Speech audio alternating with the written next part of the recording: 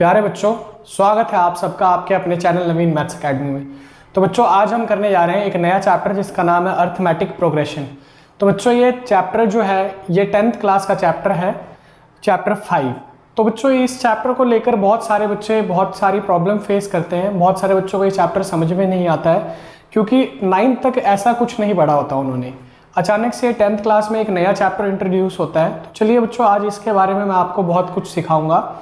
इसको बिल्कुल एकदम बेसिक से समझते हैं, क्या है ये चैप्टर, क्या मतलब है इसका। बच्चों, आपके बुक में इस चैप्टर का नाम वैसे अरिथमेटिक प्रोग्रेशन दिया हुआ है, बट इसमें सिर्फ और सिर्फ आपके साथ प्रोग्रेशन ही डिस्कस नहीं किया जा रहा। आप अगर बुक्स में देखेंगे तो रिग्रेशन के क्वेश्चंस भी हैं, तो यानी कि इसमें रिग्रेशन भी है। अब प्रोग्रेशन क्या होता है, रिग्रेशन क्या होता है बच्चों? किसी भी चीज़ में हम इंक्रीज कहें, किसी भी चीज़ में अगर इंक्रीज हो रहा है तो हम उसे प्रोग्रेशन कहते हैं, और किसी चीज़ में अगर डिक्रीज हो रहा है कॉन्टिन्यूसली तो उसे हम रिग्रेशन कहते हैं। तो बच्चों, प्रोग्रेशन और रिग्रेशन ये दो तरह की चीज़ें होती हैं, एक इंक्रीज और एक डिक्रीज। एक हम कहते हैं कॉन्टिन्यूस इंक्रीज किसी चीज़ में होता जा रहा है, ठीक है, किसी चीज़ में कॉन्टिन्यूस या तो डिक्रीज होता जा रहा है, ठीक है बच्चों। अब ये कॉन्टिन्यूस इंक्रीज जो है, इंक्रीज हो सकता है हर बार डिफरेंट रेट से हो सकता है हर बार सेम रेट से हो। तो जब डिफरेंट रेट से होता है वो इंक्रीज हमारा कभी भी बच्चों अर्थमेटिक प्रोग्रेशन में नहीं आ सकता। अर्थमेटिक प्रोग्रेशन में जो भी इंक्रीज होता है वो एक रेट फिक्स रेट से होता है। जैसे अगर मान लो फॉर एग्जांपल आपने अपने बैंक में पहली बार 100 रुपये डिपॉजिट कराए, ठीक है, अगली बार गए 20 रुपये डिपॉजिट कराए, अगली बार गए फिर 20 डिपॉजिट कराए, 20 डिपॉजिट कराए, 20 डिपॉजिट कराए, मतलब सेम रेट से वो चीज़ बार बार इंक्रीज हो रही है सेम अमाउंट से, ठीक है। तो उसी को हम कहते हैं अरिथमेटिक प्रोग्रेशन, ठीक है। अरिथमेटिक प्रोग्रेशन की फुल फॉर्म आपको बता दी मैंने। इसको हम शॉर्ट में एपी सीरीज नाम से जानते हैं बच्चों। ऐसे ही आप जब 11th-12th में जाएंगे तो वहाँ पे एक जीपी सीरीज पढ़ेंगे, ज्योमेट्रिक प्रोग्रेशन, ठीक है। तो दोनों में थोड़ा सा डिफरेंस है, दोनों अलग चैप्टर हैं, दोनों का आपस में कोई संबंध नहीं है वैसे, ठीक है। अब अरिथमेटिक प्रोग्रेशन समझते हैं एक एग्जाम्पल से क्या होता है। जैसे मान लो बच्चों, एक ये नंबर है 2, एक नंबर 5, फिर अगला 8, फिर अगला 11, फिर ऐसे 14, फिर ऐसे 17, फिर ऐसे 20। तो आप ये देख रहे हो ये ऐसे आगे चलते जा रही है सीरीज, ठीक है। तो आप इसमें क्या नोटिस कर पा रहे हो बच्चों कि इन दोनों के बीच का जो डिफरेंस है वो कितना है, 3 का। फिर आप कहोगे ऐसे इन दोनों के बीच का डिफरेंस कितना है, 3 का। ऐसे अगर मैं इससे कहूँ आपसे तो आप कहोगे इनके बीच भी 3 का, ऐसे ही 3 का, फिर यहाँ भी 3 का और यहाँ भी 3 का। तो यहाँ पे ये जो डिफरेंस सब जगह आपको दिख रहा है, इसको हम कहते हैं कॉमन डिफरेंस, ठीक है। अब ये आपको जो डिफरेंस है हर दो लगातार टर्म्स के बीच, कोई भी कंसेक्यूटिव 2 टर्म्स उठा लो आप, उनके बीच ये जो डिफरेंस है सेम दिखेगा, ठीक है। अगर इस बात को मैं ऐसे कहूँ तो आपसे मैं कहूँ तो पहली टर्म के बीच का डिफरेंस कितना आप कहोगे, इससे इस टर्म के बीच का डिफरेंस 3 का, इससे इसके बीच का डिफरेंस कितना आप कहोगे 6, इससे इसके बीच का कितना है तो आप कहोगे 9, ठीक है। इससे अगली वाली टर्म के बीच का डिफरेंस अगर देखें हम 2 से और 14 का तो आप कहोगे बच्चों 12। फिर उससे अगली टर्म का मैं अगर आपसे पूछूं तो आप क्या कहोगे बच्चों 15, ठीक है। उससे अगली टर्म का पूछूं आपसे तो आप क्या कहोगे, आप कहोगे ये 18 का डिफरेंस है। ऐसी अगली टर्म का 21, 24 ऐसे ही चलता रहेगा, है ना। तो आप क्या एक पैटर्न नोटिस कर पा रहे हैं यहाँ पे? अगर हम इस 3 को यहाँ पे जो हर जगह 3 है, देखो सेम नंबर है, इस 3 को अगर मैं कोई एक नाम दे दूँ, डिफरेंस है, कॉमन डिफरेंस है, इसलिए अगर मैं इसको डी नाम दे दूँ तो आप क्या कहोगे कि ये क्या है 1 मल्टीप्लाई डी, है ना। हमारा जो डिफरेंस है 3 है, अगर हम डिफरेंस को 3 मान लें तो हम क्या कह सकते हैं 1 मल्टीप्लाई 3 है। इसको क्या कह सकता हूँ मैं 2 मल्टीप्लाई 3 यानी कि डी, है ना। फिर ऐसे इसको कह सकता हूँ 3 मल्टीप्लाई डी यानी कि ये 4 मल्टीप्लाई डी और ये 5 मल्टीप्लाई डी, ठीक है बच्चों। अगर मुझे फर्स्ट टर्म की मदद से ये वाली टर्म लानी हो तो आप क्या कहोगे 5 multiply D plus first term, देखो 5 मल्टीप्लाई डी, ठीक है, और इसमें हम प्लस फर्स्ट टर्म कर दें तो ये वाली टर्म आ जाएगी। फिर ऐसे ही आप ये कहोगे 6 मल्टीप्लाई डी, ये वाली टर्म ये है। तो आप ध्यान से क्या देख पा रहे हो बच्चों, क्या देख पा रहे हो आप ध्यान से देखोगे तो आप क्या देख रहे हो, अगर 6 मल्टीप्लाई डी, ठीक है, कौन से नंबर की टर्म है 1 2 3 4 5 6 7, 7th नंबर की टर्म है। अगर 7th नंबर की टर्म को निकालने के लिए हम 6 मल्टीप्लाई डी और इसमें फर्स्ट टर्म को देखो जोड़ दूं तो 6 मल्टीप्लाई डी मतलब डी हमारा 3 है तो 6 3 18 और इसमें फर्स्ट टर्म को जोड़ दूं तो देखो ये टर्म आ गई। ऐसे ही अगर हम चेक करें तो 5 मल्टीप्लाई 3 15, 15 में फर्स्ट टर्म जोड़ दी तो 17। तो आप क्या देख पा रहे हो, ये जो अगली वाली टर्म है इसके बाद वाली टर्म ये क्या है a प्लस ये a प्लस हम कह सकते हैं, तो ये क्या है आप कहोगे a प्लस 1d, है ना। ऐसे ही इसके बारे में अगर आपसे कहूँ तो ये आप क्या कहोगे a प्लस 2d है, तो ये 3d है, आप कहोगे a प्लस 3d है ये टर्म। ऐसे ही आप कहोगे ये टर्म जो है a प्लस 4d है, ऐसे ये वाली अगली जो टर्म है a प्लस 5d है, और ऐसे ही आप कहोगे ये a प्लस 6d। देखो तो ये कह सकते हो आप इसमें 3 इंटू 1 तो ये अगली टर्म, इसमें 3 इंटू 2 तो ये अगली टर्म, इसमें 3 इंटू 3 जमा करा तो ये अगली टर्म, है ना। तो हम ऐसे कह सकते हैं a plus 1d, a plus 2d, a plus 3d, a plus 4d, a plus 5d, a plus 6d।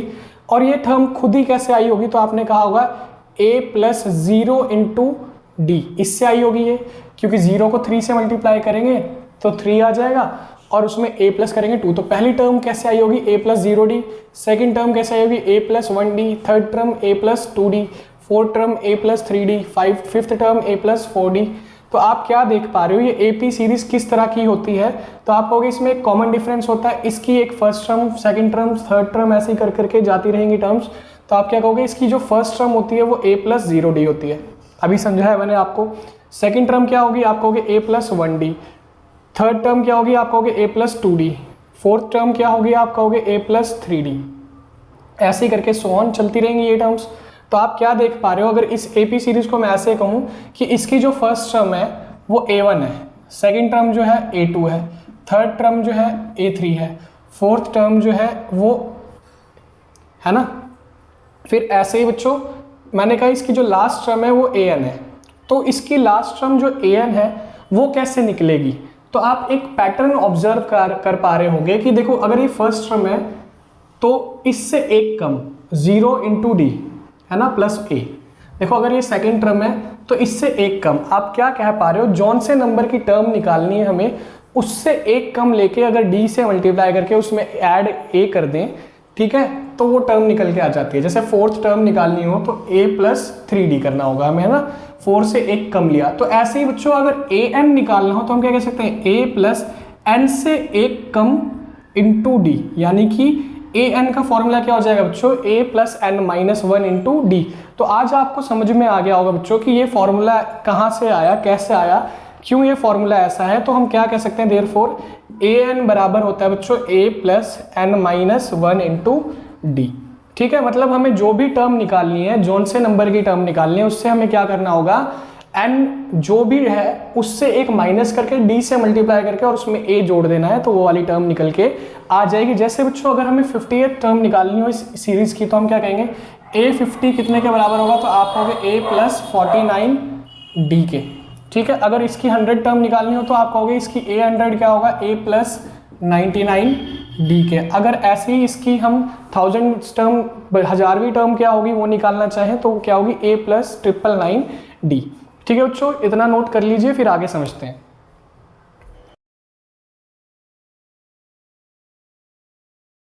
तो बच्चों अभी मैंने आपको क्या समझाया कि AP सीरीज जो है वो कुछ उसमें टर्म्स होती हैं, उन टर्म्स को हम A1, A2, A3, A4, A5 ऐसे करके कह सकते हैं, वो कहाँ तक जाती है, AN तक। ठीक है बच्चों, तो A1 निकालने का मैंने आपको अभी फॉर्मूला बताया कि a प्लस 0d, है ना। A2 निकालने का फॉर्मूला बताया a प्लस 1d, A3 निकालने का फॉर्मूला बताया a प्लस 2d, ऐसी A4 का निकालने का फॉर्मूला बताया a प्लस 3d, ऐसी A5 का a प्लस 4d, ऐसी AN का बताया मैंने कि a plus n minus 1 into D. ठीक है बच्चों, क्लियर। फिर उसके बाद अगर आप कंपेयर करो तो आप कोई सी भी टर्म निकाल सकते हो, इजीली निकाल सकते हो, है ना। तो किसी भी टर्म निकालने का फॉर्मूला क्या हो गया बच्चों, an के फॉर्मूले को हम, यानी कि हम सिंपली क्या कह सकते हैं, ये nth टर्म फाइंड करने का फॉर्मूला है। कोई भी संख्या किसी भी सीरीज की n की कुछ वैल्यू दी होगी उसको निकालने का ये फॉर्मूला हो गया। ठीक है, जैसे फॉर एग्जाम्पल मान लो एक ये सीरीज है 7, 12, ठीक है, 17, 22, ऐसे मैंने कहा इसकी जो 99th टर्म होगी वो कितनी होगी। ठीक है बच्चों, इसकी 99th टर्म कितनी होगी, तो an का फॉर्मूला लगाओगे a plus n minus 1 into d.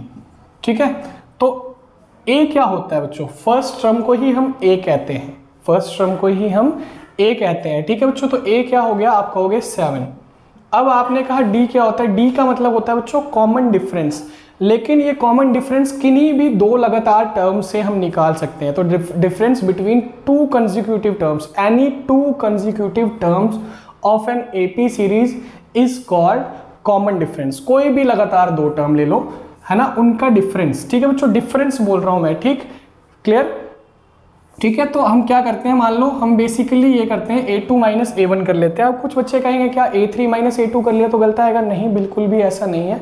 आप कोई भी दो टर्म ले लो, बस ये याद रखना कि इस वाली मतलब उधर जो टर्म आ रही है बड़ी टर्म में से, जैसे चौथी टर्म में से तीसरी घटानी है, पांचवी में से चौथी घटानी है, सातवीं में से छठी घटानी है, मतलब ठीक है।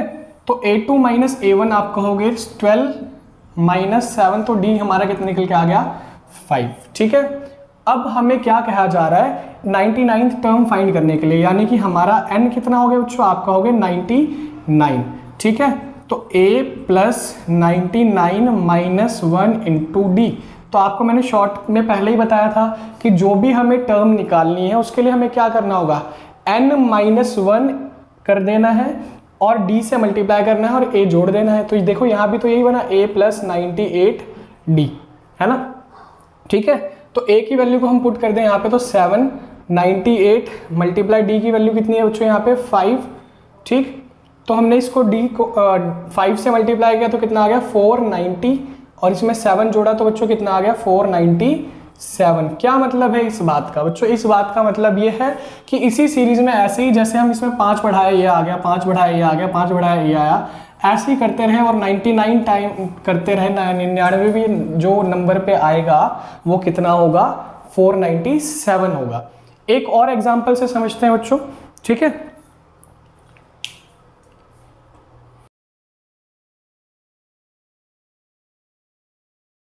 ठीक है बच्चों, एक और सीरीज लेकर चलिए समझते हैं। जैसे मान लीजिए बच्चों कि ये एक सीरीज है, जैसे मान लो 2, 10, 18, 26, तो मैंने कहा इसकी 50th टर्म कितनी होगी, ठीक है, a50 कितनी होगी।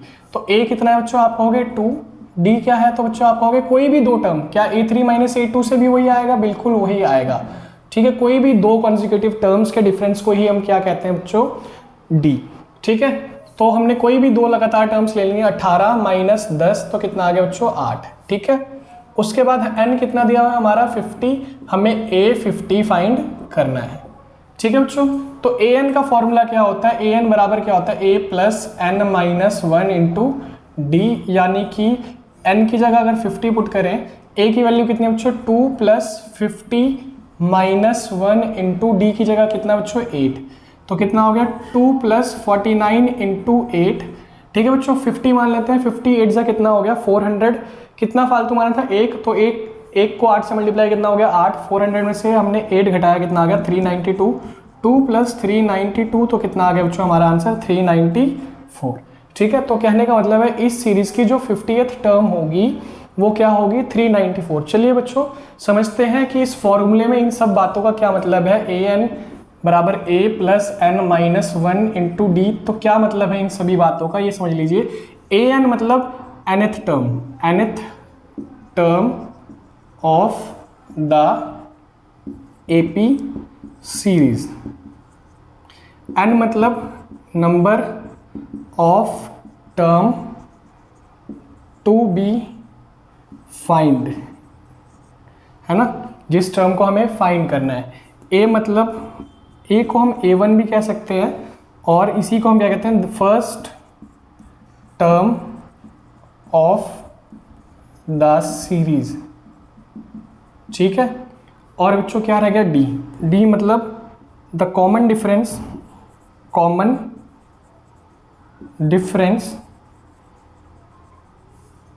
Between two consecutive terms of the AP series, ठीक है बच्चों, इसको नोट डाउन कर लीजिए। फिर आगे और क्वेश्चंस करते हैं जिसमें हमें missing frequencies, missing values find करनी होगी किसी भी सीरीज की। चलिए बच्चों एक क्वेश्चन रिग्रेशन का करते हैं। अभी तक हमने जो किए क्वेश्चन उसमें हमें कोई सीरीज दी हुई थी उसकी हमें स्टार्टिंग से कोई टर्म निकालनी होती थी। अब हमने एक ऐसी सीरीज लिया जिसमें हमें उसकी लास्ट टर्म दी हुई है, उसकी फर्स्ट टर्म दी हुई है, ठीक है, और इसका पीछे से हमें 10वीं टर्म निकालनी है, हमें फाइंड करनी है 10th टर्म फ्रॉम लास्ट, ठीक है। तो ऐसी सीरीज के लिए हमें जब ए एन का फॉर्मूला लगाते थे तो क्या होता था बच्चों, A plus N minus one into D. जब हमें लास्ट से फाइंड करनी होगी तो हम लिखेंगे उसे एल एन, और ए प्लस, अब ए ये जो है ना ये फर्स्ट टर्म नहीं है, ये लास्ट टर्म है, तो ये आप कंफ्यूज ना हो इसलिए इसकी जगह आप एल लिख लो, यानी कि last term, plus N minus one into d. आप याद ये रखो, लेकिन यहाँ पे प्लस नहीं बच्चों, यहाँ पे माइनस आएगा जब आप पीछे से टर्म निकालोगे, ठीक है। तो यहाँ पे हमारी लास्ट टर्म कितनी होगी, आप कहोगे माइनस का 247, ठीक है। पीछे से 10वीं टर्म निकालनी है, इसलिए एन कितना हो गया बच्चों 10। ए कितना हो गया बच्चों, आप तो ए तो हमें जरूरत है नहीं, हमें डी की जरूरत है, तो डी निकालें तो डी बराबर क्या होता है A2 माइनस A1, यानी कि 47 माइनस 50 कितना आ गया बच्चों माइनस का 3, ठीक है। अब इस फॉर्मूले में वैल्यूज पुट करें तो लास्ट से हमें 10th टर्म निकालनी है। लास्ट टर्म हमारी कितनी है, माइनस का 247 माइनस 10 माइनस 1 इंटू डी कितना बच्चों हमारा माइनस का 3। 10 में से 1 गया 9, 9 तिया 27, माइनस माइनस मल्टीप्लाई होकर क्या हो गया बच्चों plus, minus 247 plus 27 plus minus minus, ठीक है बच्चों। तो बड़ी रकम माइनस की इसलिए साइन माइनस का 220 कितना आ गया बच्चों 220। क्या पीछे से 10वें नंबर पे हम चेक करें क्या 220 आता है, चेक करें। तो देखो बच्चों इससे पहले क्या आएगा, आप कहोगे पीछे से माइनस 247, फिर इससे पहले क्या होगा, आप कहोगे 244, इससे पहले 241, इससे पहले 238, इससे पहले 235, इससे पहले 232, इससे पहले 229, इससे पहले 226, इससे पहले 223, इससे पहले 220। तो चेक करें 1 2 3 4 5 6 7 8 9 और 1 10। तो पीछे से 10वें नंबर पे क्या आ रहा है बच्चों माइनस का 220, ठीक है।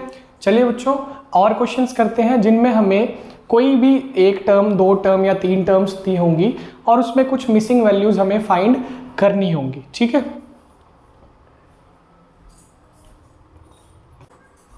चलिए बच्चों नेक्स्ट क्वेश्चन करते हैं।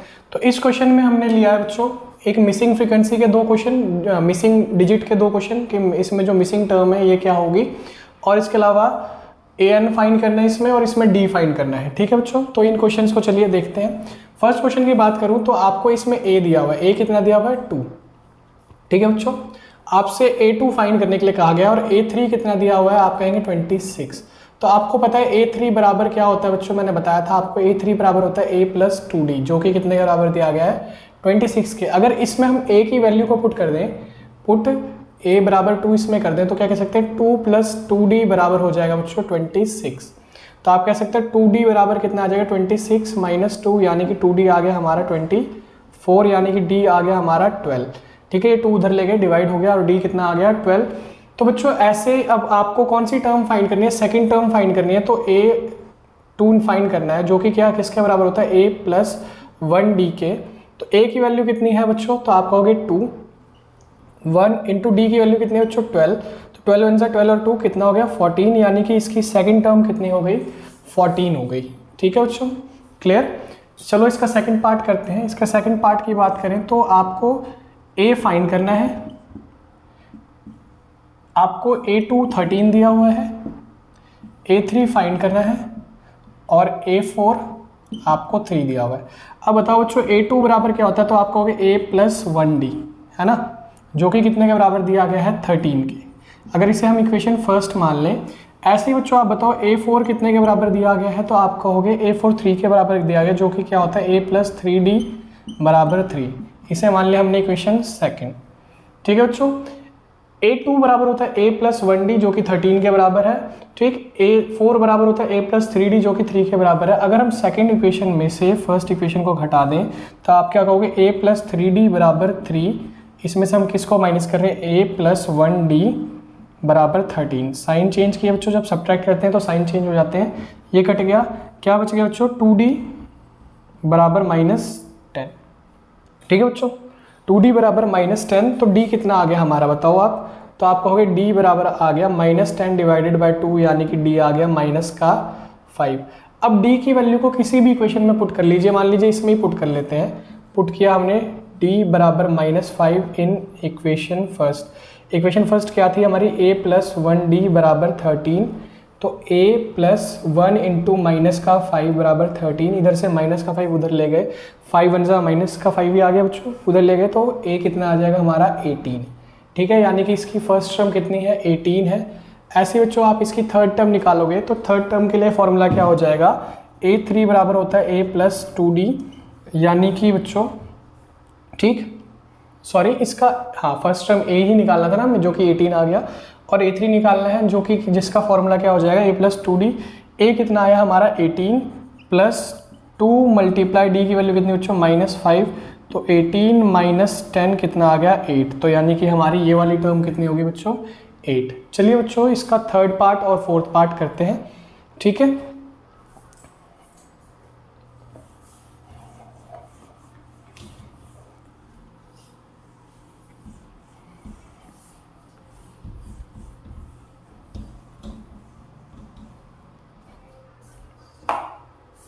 इसके थर्ड पार्ट में क्या कह रहा है, थर्ड पार्ट में आपको a दिया हुआ है 7, d दिया हुआ है 3, m दिया हुआ है 8, और आपसे बोला जा रहा है an कितना होगा। तो an का फॉर्मूला क्या होता है, a+n-1 इंटू डी। तो an की वैल्यू कितनी है बच्चों आप बताओ, an की वैल्यू हमें दी हुई, an की वैल्यू हमें फाइंड करनी है। ठीक है, तो an और n कितना है 8, तो a 8 है, a की वैल्यू कितनी 7 + 8 -1, और d की वैल्यू कितनी बच्चों 3, तो 7 + 7 3 = 21, तो कितना आ गया हमारा ये 28। यही हमें फाइंड करना था। फोर्थ पार्ट को देखें बच्चों, तो फोर्थ पार्ट में क्या कहा जा रहा है, आपको a कितना दिया हुआ है -18, आपको n दिया हुआ है 10, ठीक है, an दिया हुआ है बच्चों 0, और आपको d फाइंड करने के लिए बोला गया है। तो an का फॉर्मूला क्या होता है, a+n-1 इंटू डी। अगर ये फॉर्मूला हम अप्लाई करें तो an कितना है बच्चों 0, a की वैल्यू कितनी है -18, n कितना है बच्चों 10 - 1 इंटू डी। -18 उधर ले जाएंगे, +18 हो गया बच्चों, 10 में से 1 गया 9, 9 डी बच गया बच्चों, तो डी बराबर कितना आ गया 18 डिवाइडेड बाय 9, यानी कि डी हमारा आ गया 2। ठीक है बच्चों, नोट डाउन कर लीजिए, फिर चलिए नेक्स्ट टाइप सीखते हैं।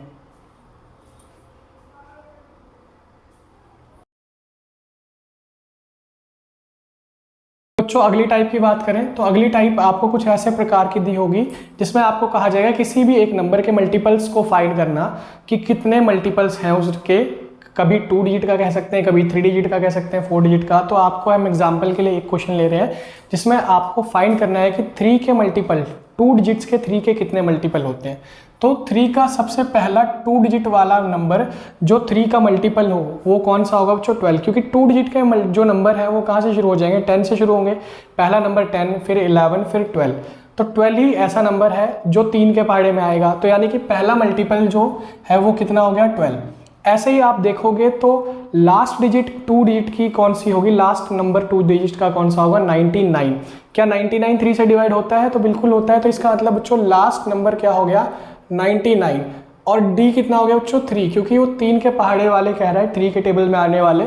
तो यानी कि अगला नंबर 15 होगा, अगला नंबर 18 होगा, 21 होगा, है ना, 3 के ही तो मल्टीपल ऐसे ही तो होंगे। तो आपको एन फाइंड करना है, यानी कि ए एन का फॉर्मूला क्या होता है a+n-1 इंटू डी। तो ए एन कितना हमारा 99, ठीक, ए कितना है बच्चों हमारा 12 + n-1 इंटू डी, डी कितना है बच्चों 3। इस 12 को इधर ले आया तो 99 - 12 बराबर कितना आ गया n-1 इंटू 3। इसको घटाया कितना आ गया बच्चों 87, इधर से ये 3 इधर आके डिवाइड, तो क्या बच गया n-1। 3 से इसको काटा, 3 दूनी 6, कितना बच गया बच्चों 2 27, 3 निम 27 29, तो यानी कि n बराबर कितना आ गया 29 + 1, n कितना आ गया बच्चों 30।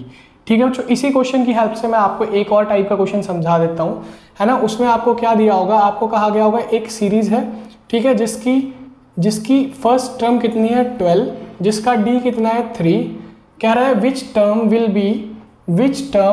बी, ठीक है, 60 मोर देन इट्स कौन सी टर्म 38 टर्म। इसकी तीसरी टर्म से कौन सी टर्म 60 ज़्यादा होगी ये बताओ, इसका n बताओ कि कौन से नंबर पे आएगी। ठीक है, तो आपको ऐसे क्वेश्चन के लिए पहले तो a30 निकालना पड़ेगा। a30 बराबर क्या होगा बच्चों a+29d, या फिर आप ये वाला फॉर्मूला भी लगा सकते हैं n वाला। ठीक, तो a30 कितना आ जाएगा, a कितना बच्चों 12 + 29 इंटू डी कितना, ठीक है बच्चों। तो ये 29 3 कितना हो गया 87, ठीक है। 87 और 12 को जोड़ा आपने बच्चों कितना आ गया 99, ठीक है। तो यानी कि इसकी 38 टर्म कितनी होगी 99। अब हमारा नया an कितना हो जाएगा, हमारा नया an हो जाएगा A30 + 60। तो A30 हमारा कितना आया था 99 + 60, जब इसको जोड़ा हमने तो कितना आ गया 159, यानी कि हमारा नया an जो है 159 है। a कितना है बच्चों 12 है, ठीक है, और n हमें फाइंड करना है और d कितना है बच्चों 3, ठीक। तो an का फॉर्मूला लगाएंगे तो a + n - 1 × d, ठीक है बच्चों। an कितना हमारा 159, a कितना बच्चों हमारा 12 + n - 1 × d कितना 3, 12 को उधर ले गए 159 - 12 = n - 1 × 3, ठीक है बच्चों। इसमें से 12 घटाया तो कितना आ गया 147, ये 3 इधर ले आए तो कितना डिवाइड, इधर बच गया बच्चों n - 1, ठीक है। अगर इसको हम 3 से डिवाइड करें तो 3 चौक 12, ठीक है, कितना बच गया बच्चों 3 4 = 12, कितना बच गया 2 और 27, यानी कि 3 9 = 27। तो n बराबर कितना आ गया बच्चों 49 + 1 यानी कि 50, ठीक है बच्चों। तो आप ऐसे भी देखो 60 को अगर हम 3 के टुकड़ों में बांटते तो 20 टुकड़े और हो जाते, 20 नंबर और आते, तो 30 में 20 जोड़ोगे तो 50वीं टर्म ही तो बनेगी, ठीक है। तो वही तो हम कह रहे हैं कि यहाँ पे n कितना होगा 50 होगा, मतलब इसकी 30वीं टर्म से 60 ज़्यादा कौन सी टर्म होगी 50वीं टर्म होगी, ठीक है। आशा करता हूँ जो भी मैंने आपको इस चैप्टर के बारे में आज सिखाया बहुत अच्छे से समझ में आ गया होगा, ठीक है बच्चों। ऐसी ही और वीडियोस देखने के लिए हमारे चैनल के साथ बने रहें। अगर आपने हमारे चैनल को सब्सक्राइब नहीं किया तो प्लीज़ बच्चों सब्सक्राइब कर दें और बेल आइकन ज़रूर दबाएं। ऐसे ही वीडियोस का नोटिफिकेशन आपको मिलता रहे टाइम से, इसके लिए बेल आइकन दबाना बहुत ज़रूरी है, ठीक है। मिलते हैं अगली वीडियो में, धन्यवाद।